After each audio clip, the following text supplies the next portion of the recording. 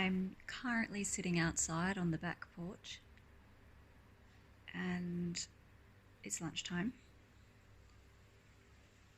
and it's quiet.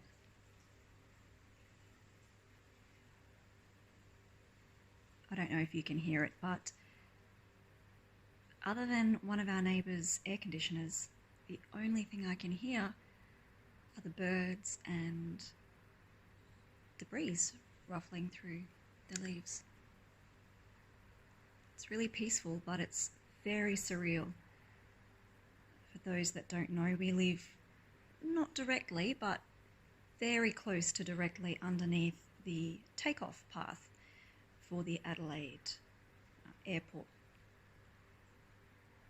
And since interstate borders were closed yesterday, officially, and Australians have been banned from leaving the country, and foreigners have been banned from arriving, plane traffic is almost non-existent. It's very bizarre. It's very peaceful, and I kind of like it. It's a beautiful day today. It is late autumn. It's mild.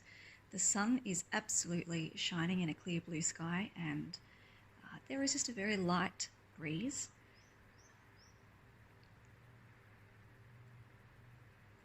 I still don't think most people really get what's going on though.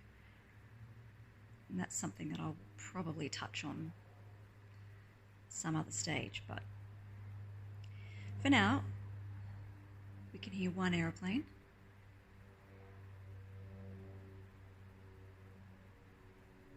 Just a light plane, probably someone actually on training.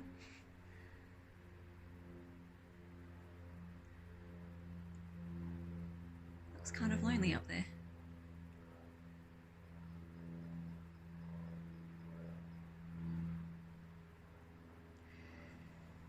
But to get back to what I was saying, certainly by the end of the first week in January, and definitely by the end of the second week in January, it was really, really clear to me and Mark what was coming and how long we had to prepare.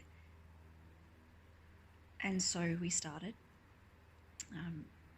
preparing the household, preparing the kids, preparing mentally and spiritually, preparing the business, preparing our investments, just trying to get our heads right and preparing. I guess from that perspective, you could say we were early adjusters, which has made it really very difficult dealing with close friends and loved ones who are either still in complete denial, and this is the 25th of March today. They're either in complete denial or they're just starting to move through that adjustment phase. It's a slow boat. Anyway, one of the things that the kids and I have done is planted a little container garden. We did a fair amount of travelling last year, so we didn't really have a container garden in, and I normally do, but we thought it prudent to start gardening again. Every little bit of fresh produce that we can produce for ourselves is just something else that we can leave in the supermarket for someone else to access. So, that's what we're doing. And if, as we expect, schools close down very, very soon, it will give the kids a project to work on, something to help keep them occupied other than just their schoolwork. So let me take you for a quick tour and show you what we've got as of today, Wednesday, the 25th of March. From where I was sitting at our back porch, starting very much over at the northwestern side, we have here this lovely big tub full of, actually these are cherry tomatoes, and of course in the centre is Aldith spinach. There's a bit of a story with these cherry tomatoes. I did see on YouTube a tutorial for growing tomatoes where you just slice the tomatoes and bury the slices of tomatoes under, I don't know, a half an inch of soil and keep it moistened and watered, and they should sprout. And I actually thought that that was a fake news story, so I decided to try it with myself with some cherry tomatoes. And I had some golden cherry tomatoes and some red cherry tomatoes. And lo and behold, it worked really, really well. We had a fantastic germination. As you can see, these are clumps of, let me see if I can get in really close, clumps of cherry tomatoes, and these are the golden cherry tomatoes. And what you'll notice though is that the golden cherries are much slower to grow and smaller plants than the red cherry tomatoes. It's really quite bizarre. I even, that's my potato. I even planted some seeds ahead of time. So these are also cherry tomatoes. And these are red cherry tomatoes, and these ones are ones that we planted from seed compared to the ones here on the left-hand side. So we planted both lots at the same time. They've been planted into the same medium, watered the same way, fed nutrient the same way, and yet these ones are 3 times the size of the little yellow cherry tomatoes over there. It's quite extraordinary, actually. And in fact, on these ones, we have some flowers just ready to open. It's really quite exciting. We have here 5 cherry tomatoes in this container, and just the 2 over here because, quite frankly, we only had 5 seeds in the packet. And they were really expensive. I'm not entirely sure why, but hopefully they will continue to flower.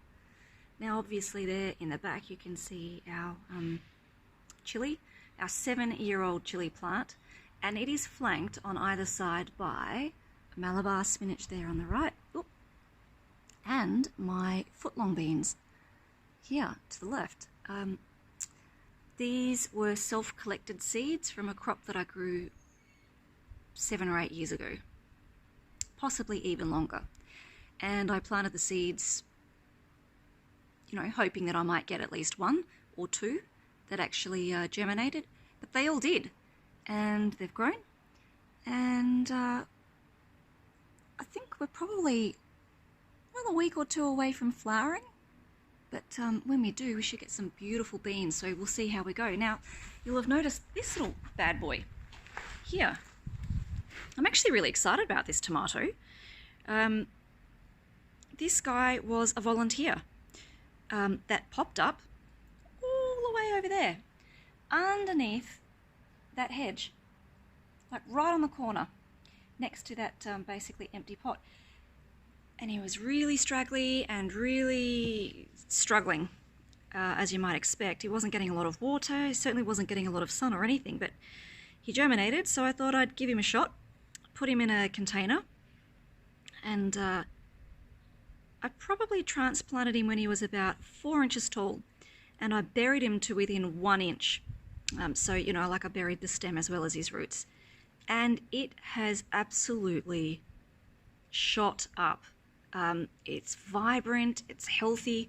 I've already nipped out 2 laterals, but my goodness, it keeps on growing tall. I have no idea what sort of tomato it is, but there are really large clusters of flowers here. Let's see if we can focus. Here we go. There's a couple of really large clusters of flowers here. There we go. And I think, again, we're another couple of days away from some more open flowers here. So I'm going to be really interested to see what we are going to end up with from this beautiful volunteer.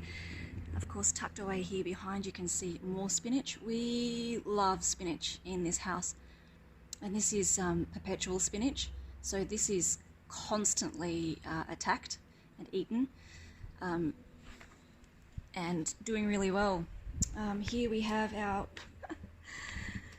teeny tiny little plot of dwarf beans and snow peas. It's to be fair, it's still probably far too warm at this point in the year for the snow peas in this little container, but they are flowering and we do have our first baby snow peas growing. We also have our first beans growing, which is very exciting, and lots more flower buds forming. So, you know, we've got a little bit coming on. We might get a meal or two out of that.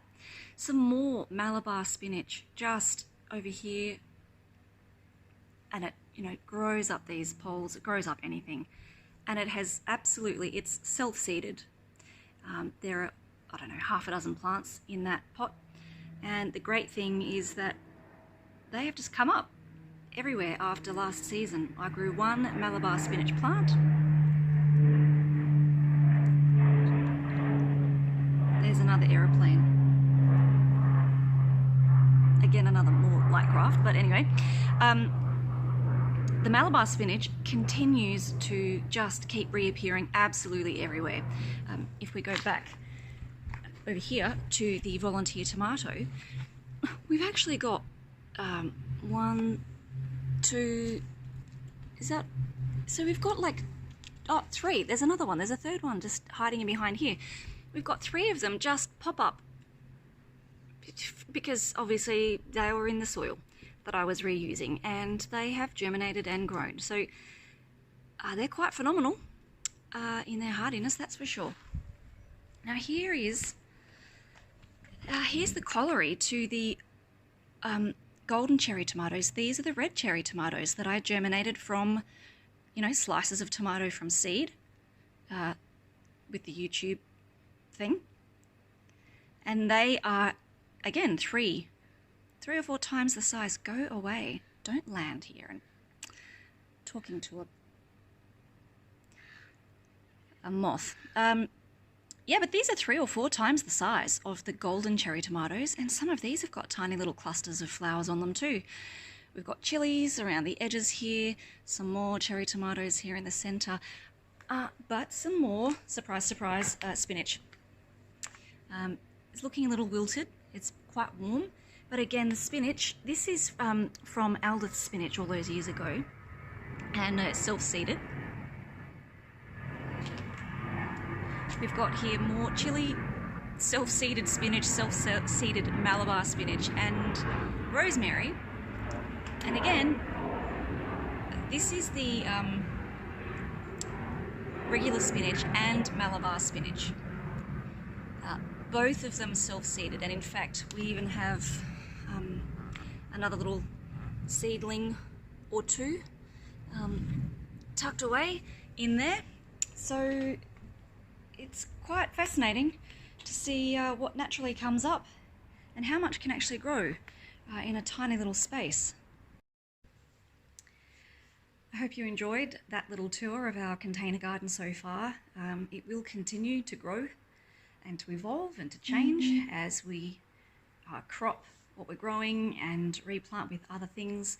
I have a different area in our side alcove sort of barbecue zone that I've got some seedlings planted, actually some carrots and some lettuce, some just leaf lettuce seedlings growing. The leaf lettuce is probably, I don't know, maybe 2 inches high at the moment, and the carrot seedlings are doing really, really well. They're year-round carrots.